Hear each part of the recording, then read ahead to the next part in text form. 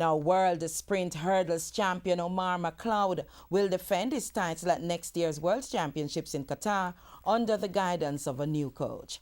Mcleod, who is also the Olympic champion, told TVJ Sports he has again switched camps and is now being conditioned by Gary Evans and Tony Ross, son of legendary hurdles coach Wilbur Ross, at their base in Florida.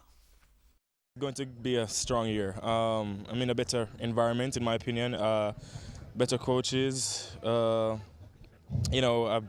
put together my own team: chiropractors, doctors, massage therapists. And now I'm in a pro environment. I'm always used to a collegiate environment. Now I'm in a professional environment. And it's different. It's a lot different. So I'm really I'm excited for next year.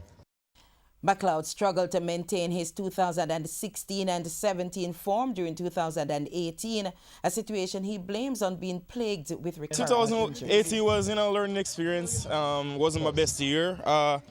Lots of downs, but I'm looking forward. I change coaches again. In a better environment. I'm in Noblest in Florida.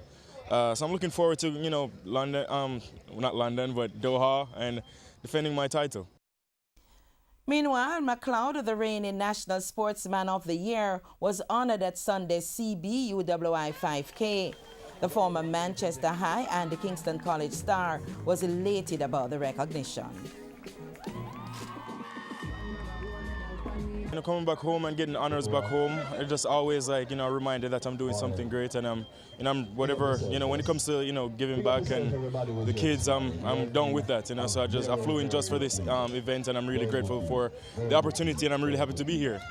And the Reggae Girls, who created history by becoming the first Caribbean team to qualify for the FIFA Women's World Cup, were also honored during Sunday morning's run.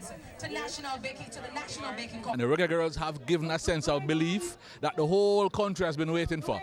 So we have them coach here, who is a big coach. We have the girls here, and the University of the West Indies and CB together want to thank them for what they have done for football, for sport, and especially for the women of Jamaica.